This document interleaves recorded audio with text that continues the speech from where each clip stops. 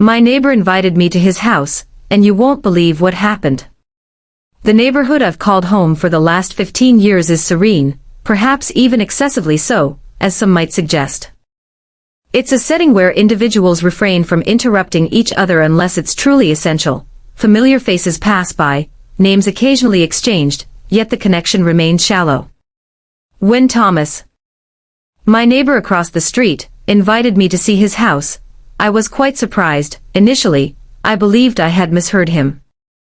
I was trimming the roses in my front yard when I noticed him standing on his porch, leaning against the railing, his hands tucked in his pockets. His gray hair was meticulously styled, and a gentle smile lingered on his lips. It wasn't uncommon for him to wave, yet this occasion felt different. "Hey, Martha," he called, his voice low and inviting. "I was wondering if you'd like to come over sometime. I would be delighted to give you a tour of my home." I halted, the clippers remaining in my grasp. A tiny mass developed in my throat. I found myself caught between feeling flattered and utterly confused. Thomas had resided opposite me for many years. I had some knowledge of him. He was a retired engineer, a widower, and tended to be quite reserved. We had shared some casual greetings now and then, but nothing beyond that. "Your residence," I repeated, attempting to mask the astonishment in my voice. He chuckled softly, the sound both recognizable and oddly distinct in some way. "Indeed, my residence. I know it's not significant, but I thought you might find it worthwhile to take a look." His words carried a gentle honesty, a sincerity that compelled me to nod, even though I couldn't quite grasp the reason behind my agreement. Maybe it was due to the fact that I had never been inside his home. Maybe it was the invitation, unadorned yet deeply resonant, that awakened something within me. Or perhaps, just perhaps, it was because I sensed in that moment that I craved something new, something different.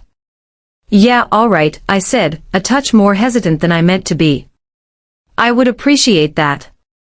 The dialogue concluded at that point. He smiled, and I resumed my gardening, yet my thoughts were already whirling with inquiries. What did he anticipate?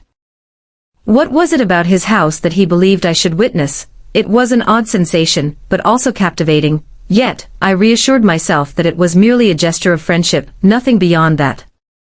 It was undoubtedly the day I paid a visit. Thomas' house came quicker than I anticipated. I paused in front of his door, taking a moment to gather my thoughts before I rapped my knuckles against the wood. The door swung open with a soft creak, revealing him, a warm smile on his face, yet tinged with a hint of nervousness. I noticed how differently he appeared when he was in his own space, more relaxed and less guarded. Come on in, Martha," he said, stepping aside.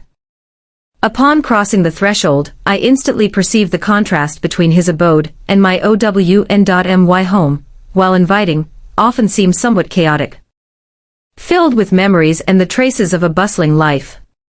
Thomas's home was carefully arranged, yet it exuded a comforting warmth in its unpretentiousness. The walls displayed vintage photographs, monochrome images capturing a younger Thomas alongside a woman I presumed to be his late wife.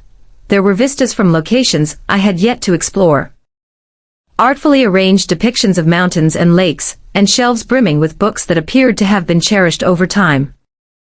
I found myself drawn to a frame holding a photograph of a place that felt familiar yet elusive. "Did you get that during your journey to Italy?" He nodded, a subtle sparkle in his eyes. "Indeed. My wife and I visited that place a few years back, or rather, before everything took a different turn." His voice wavered for a brief instant, yet he swiftly found his footing again. I noticed the flicker of pain behind his eyes, even as he attempted to conceal it.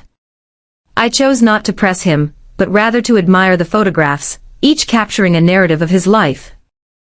A life rich with travel, love, and memories. We transitioned into the living room, where a fire crackled in the hearth. I settled onto the couch, while Thomas chose to sit opposite me in a well-worn armchair. A subtle current flowed between us, an unarticulated connection that felt undeniably real. It wasn't uncomfortable, but it marked a shift, introducing a new dynamic in our relationship as neighbors. "So, what are your thoughts?" he asked, his voice gentle. He appeared somewhat hesitant, As if he was unsure of my response to his personal boundaries. I find it delightful, I expressed, truly meaning every word. It seems like a setting where memories are crafted. He smiled, a faint, bittersweet smile. Indeed, it is. It's the place where my wife and I shared the majority of our years together. Since her passing, I've maintained it just as it was. It has been reassuring. Yet, at times it seems as though the walls are burdened with an excess of memories. I gave a nod. I recognized that emotion deeply. My own house resonated with the whispers of the past. My children had grown up and moved out, leaving behind rooms filled with remnants of their childhood, pictures, toys, books. It was soothing, yet at moments, it seemed burdensome. That day, Thomas and I engaged in hours of conversation. We discussed journeys, kinship, grief, and the passage of time that had molded us both. The dialogue meandered gracefully. At times tranquil and deliberate, while at others it surged with fervor. In those moments, surrounded by the crackling fire and the gentle afternoon light, I started to perceive Thomas not merely as my reserved neighbor, but as a man who had experienced far more than I had ever understood. His life was filled with depth, intricacy, and moments of exquisite pain. As the evening progressed, the conversation became more profound. We shared our regrets, our hopes, and our moments of triumph. It was at that moment, when Thomas revealed something deeply personal, that I sensed the barriers between us begin to fall away.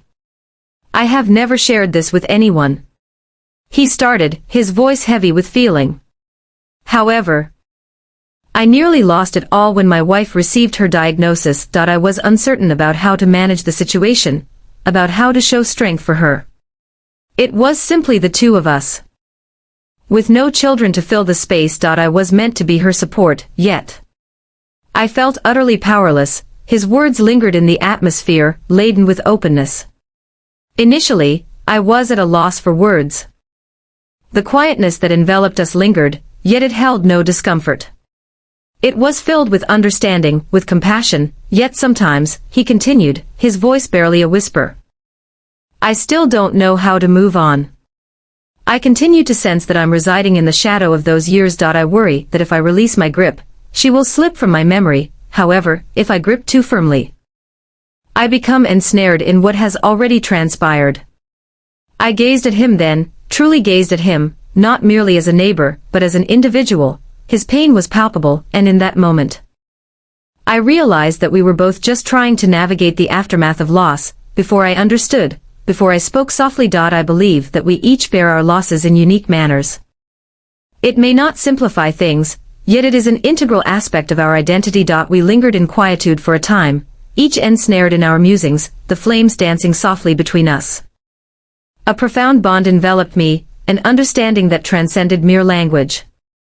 As I stepped out of his house that night, it was not the familiar farewell we had exchanged countless times before. There was an essence, a profound layer beneath the surface. I felt a deep sense of gratitude for his honesty, for the trust he placed in me by sharing a piece of his soul. As I walked back across the street, I reflected on the evening. I had anticipated a straightforward visit, perhaps a handful of anecdotes about his life, yet I discovered something far deeper, a bond.